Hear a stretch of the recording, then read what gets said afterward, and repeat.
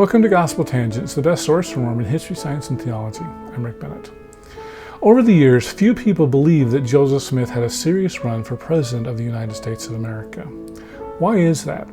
I asked that question to Dr. Derek Sainsbury, and he believes that future apostles B.H. Roberts and Reed Smoot had a serious impact on future Mormon historians and have downplayed the role of Joseph Smith's run for the president. So this is going to be a very fun conversation. You won't want to miss it. Check out our conversation. All right, so as we move a little bit closer to the end of the book, one of the interesting things, and I think this is the biggest question I think most Latter-day Saints have, is while I know that Joseph Smith was in it to win it, as you said, realistically, I mean, he had to know that he was a lightning rod and he wasn't going to win. I mean, realistically, wouldn't he have understood that?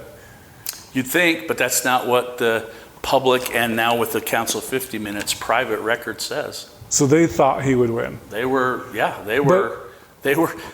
just in it to win it like all campaigns are, but they both, again, in public, in training the missionaries before they left, and in private comments made in the Council of 50, they sincerely believed that some kind of divine power would go with these electioneers. They were the key to the whole thing. Well, so as we talked a little bit earlier about some of the voting in Illinois that where the Mormons kind of tipped the vote either towards Democrats or Whigs, right. and in fact they did kind of switch alliances. They did back and forth. That's part of the problem. So they were the ultimate swing voters, and then both parties hated them because they couldn't rely on them, right? They couldn't rely on them in the next election. So would that have translated to a national election where? And I'm trying to think realistically here, not pie in the sky ideas here. But realistically, couldn't Joseph have said, okay, I don't like Van Buren because he's against us.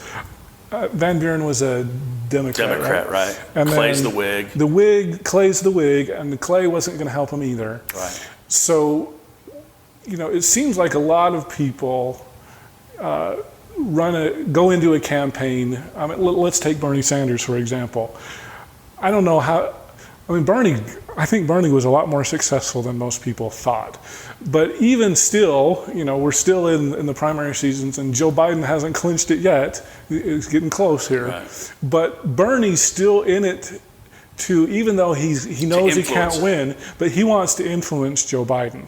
And so was that sort of thinking with Joseph Smith as well? Yes. That even though he might not beat the Whig, he might not beat the Democrat, but he's going to influence one side or the other? He has a conversation. In fact, two things with that that happen in the same week in May.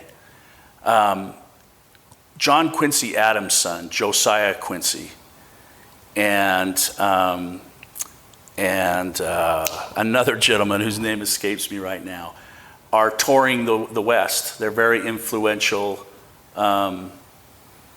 It's Charles Adams is the son of John Quincy Adams, and then Josiah Quincy, who's the mayor of Boston, president of Harvard later, very influential. Both of them are very influential Whigs.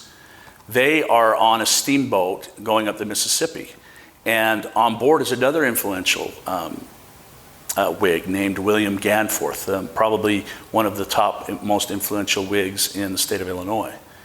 And he has recently he was at the general conference where the missionaries were called, because the day before the general conference started was the dedication of the Masonic Hall in Nauvoo. And he was kind of one of the state's leading Masons. And Joseph Smith invited him to come back for their political convention, which was on May 17th. And so that's why Gadforth is headed there. And he says to these other two, look, you should stop and meet this Joseph Smith and see what's going on out here. And again, he's a minor celebrity in the nation. And so they agree to stop with him. And he says, look, I'm here to swing them at their convention to the Whigs, right? So come and, let's go talk to him. So they spend the day together. And the two of them are absolutely taken back by this city all out of nowhere on the frontier, and the temple, which is 2/3 of the way up at this point. And they spend the whole day with him, and they are just amazed at what's going on. And they, obviously, the conversation turns to politics. And Joseph says to them, the whole idea, are you really sincere about this? Joseph says, yeah, I'm sincere about it, and who knows that I might not might get enough votes to hold the difference in between the two parties, like he'd been doing in Illinois, right? He says that to them. And it's Josiah Quincy who later writes in his memoirs that quote that Mormons, Latter-day Saints, love to use all the time, that when the historians write the book about the 19th century, who will they say was the most influential man in the 19th century? They may say Joseph Smith. We love that quote because it's someone not of our church saying how it comes from this visit that they have. And so Joseph, and we have another account too of a young man who's just living in the mansion house as a worker. And he's at the dinner table eating with Joseph, and they ask him, "Are you really serious about this? You really think you can win? Anybody can, you're going to get any votes that aren't Mormon votes?" And he says, "Yeah, I do." And so he's saying it to the big in stature. He's saying it to the common laborer. There's this enthusiasm that he can win, and if not win, hold such a margin to be able to get one of the parties to make him vice president, or this is the national speculation, make him vice president, or get through the memorials for redress in Missouri or whatever. So that idea of, at least make a big enough wave is also there. And then at that convention, William Gamforth, the one that was there to switch him to the Whigs, he realizes that's not going to happen. And so he actually joins the campaign for Joseph Smith. And they send, and this is the other point I was coming to, they send a missionary, Hollister is his name. They send David Hollister. They send him to Baltimore to leave immediately to make it in time for the Democratic National Convention to go talk, to go make some kind of deal. And so he does, and he makes it to we have a letter that he wrote back. We're missing a letter from him. It's like the letter we need to find because... Mark Hoffman will find it. Yeah, well, yeah, exactly. The later letter reminds them about the disappointment he had at the convention trying to come up with something. But we don't have the letter or that it even got to Nauvoo, of what he actually tried to accomplish. So we know that he went to the convention and he tried to get something. Hey, we'll give you the Mormon vote for or whatever it is he was going to try and come up with, but nothing comes up with it. But it's not just with Joseph in the church, but it's in the newspapers that, well, maybe he's just trying to get the vice presidency or some other kind of way to get protection for the saints. And you reach for the stars, you get the moon and the earth, right? So at least, right? And so that could go into their equation too when we're running for him. But when they're making public pronouncements and when they're discussing it in the Council of 50, they believe they can win this. So I know one of the things that you said was, this whole episode of Joseph's presidency has been kind of downplayed, and it sounds like the biggest historian, or person maybe I should say, that downplayed it was B.H. Roberts. So can you talk about, do you agree with B.H. Roberts in the fact that this was kind of a minor issue in Joseph Smith's life, or was it a bigger issue? Oh, it's bigger. I mean, it's the most important thing that's happening in Nauvoo and in the church in 1844.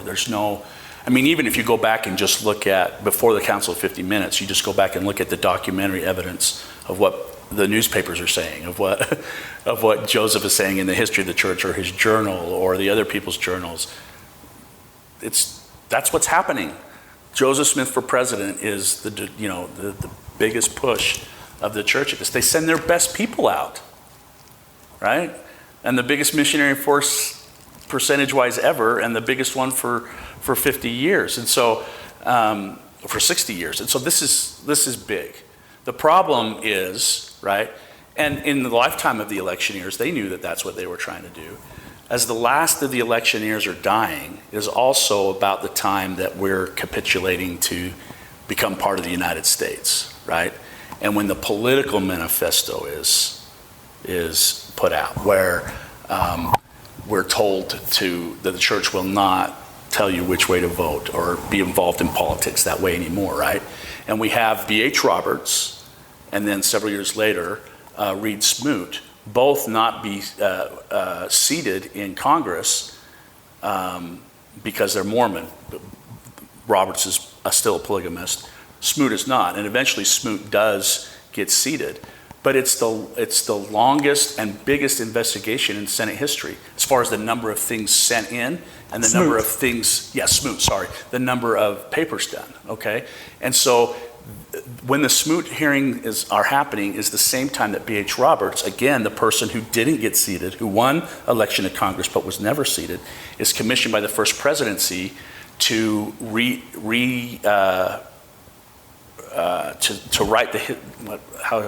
the history of Joseph Smith, what we used to know as the history of the church, to re-edit it and add commentary, which he does, and then he writes his own full-scale commentary of the whole thing. And in both of those, which then become the backbone for Latter-day Saint historians, right? In both of those, he downplays it big time. Right? It's a footnote. They were just trying to have a third way, and of course he's going to do that. Think of the context of what's going on. Literally, the president of our church is sitting in a Senate hearing, being grilled about everything that he said, about whether he receives prophecies or whatever. They're looking at everything we print and everything they say. Are we really going to print something that says Joseph Smith wanted to be president of the United States? Absolutely not. And so as when those electioneers are all dying, so the living memory of it is gone, at the same time we're trying to distance ourselves from politics, is when these books are written.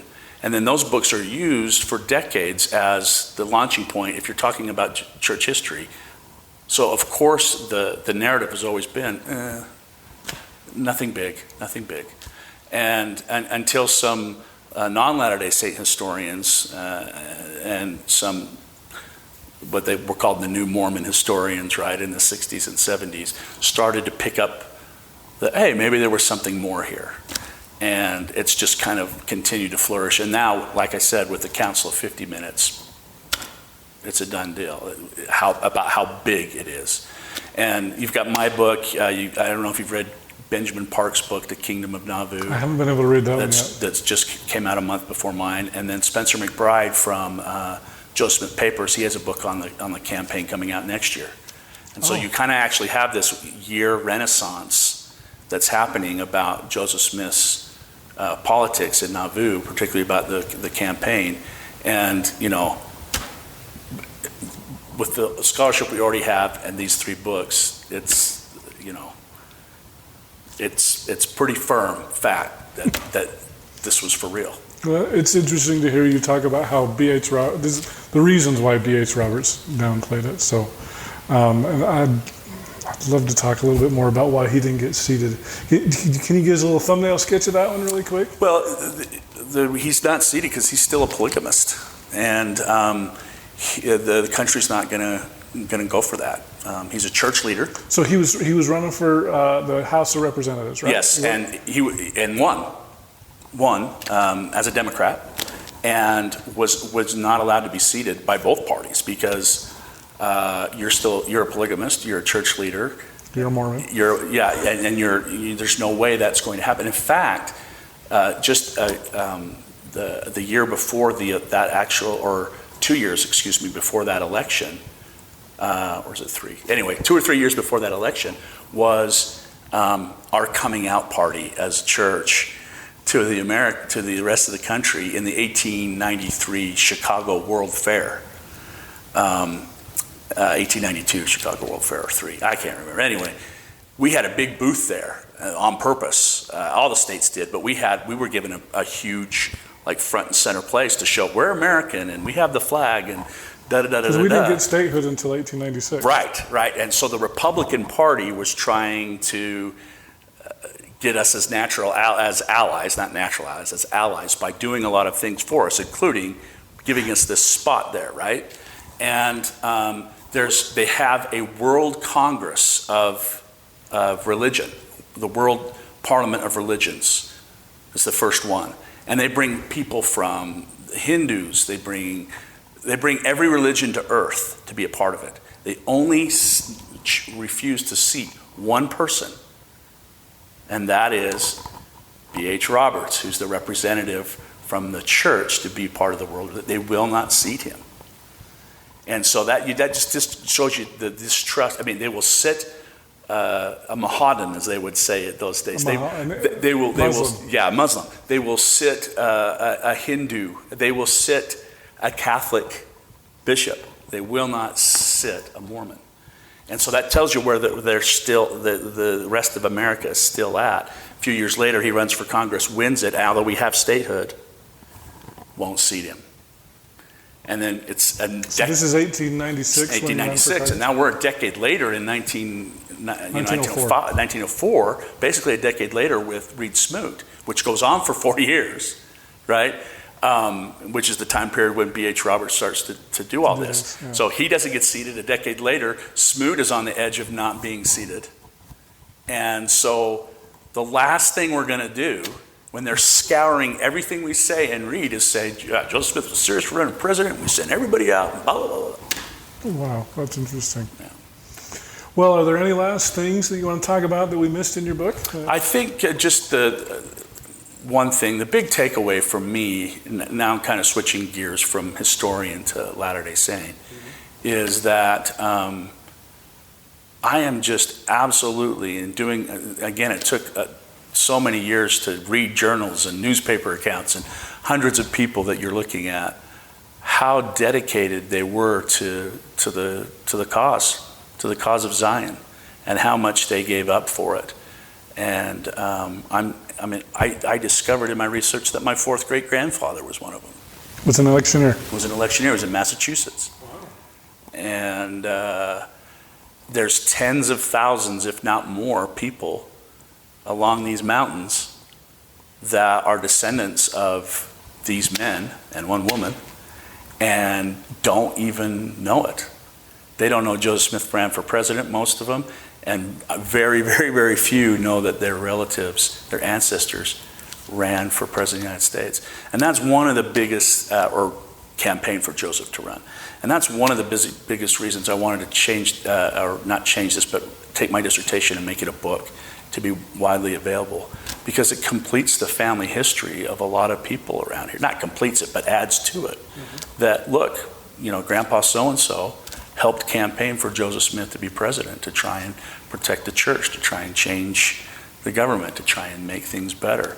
And I think that's a story that needs to be told, along with the story of what they do out here, what they are able to create out here, and all the sacrifices they gave. And so it's really changed my perspective, deepened my perspective about the sacrifice that the first generation of Latter-day Saints went through to give us what those of us who are Latter-day Saints enjoy. And so that's been the biggest thing for me in doing all this. Well, cool. Well, I can say that it's a fantastic book. Why don't you hold it up again? Storming the Nation, Dr. Derek Sainsbury. Don't hear that very often. It's usually Brother Sainsbury. So yeah, it's a fantastic book. You can get it on Amazon, Deseret Book, Siegel, it's all e-book, over the place. Regular book. Benchmark Books. Yeah, Benchmark. All those places. Yeah, if you're looking to do support Benchmark, please do that too. Yeah, Kurt's a great friend. He's a good man. All right. Well, Dr. Sainsbury, thank you for participating here in Gospel Tangents. Thank you. Mm-hmm. I hope you enjoyed our conversation with Dr. Derek Sainsbury. Derek, thanks for spending so much time talking with us about this book. I think it was a fantastic book. I'd encourage you all to go buy Storming the Nation.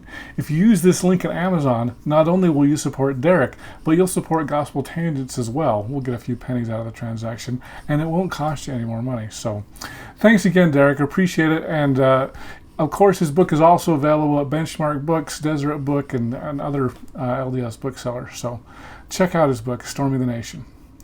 In our next conversation, we're going to jump back in time a few thousand years, and we're going to talk about some Old Testament scholarship. I'd like to introduce Colby Townsend. He's a biblical scholar, going to be enrolling at the Indiana University this fall, and we're going to talk about some of the contradictions in the Bible. The Torah is an unreadable text. If you're really taking it step by step as a readable Unreadable text, as far as a literal... a literary, just a narrative reading. If you're just reading the narrative and taking seriously the information that it's giving you, and you're sort of compiling that information as you go, it's unreadable. If you'd like to hear the entire interview uncut, please subscribe to patreon.com/gospeltangents. And for just $5 a month, you can hear the entire interview without any interruption. If you'd like a paperback version of our transcripts, go to Amazon.com and do a search for Gospel Tangents interview. Also, if you'd like to give the money to me and not Amazon, please subscribe on my website, and I'll be able to send you a transcript as soon as they are completed, and click the subscribe button. You can also find our latest information on Facebook.com/GospelTangents, as well as we're on Twitter @GospelTangents. And don't forget to subscribe on Apple Podcasts. The link is at tinyurl.com/gospeltangents, and you can subscribe there. Also, please give us a 5-star review. If you want to support all of the podcasts as part of the Dialogue Podcast Network, go to lyceum.fm, that's lyceum.fm, and do a search for Dialogue Podcast Network or Gospel Tangents, because, that's a pretty cool one too. Thanks again for listening. Click here to subscribe, here for a transcript, and over here we've got some of our great videos. Thanks again.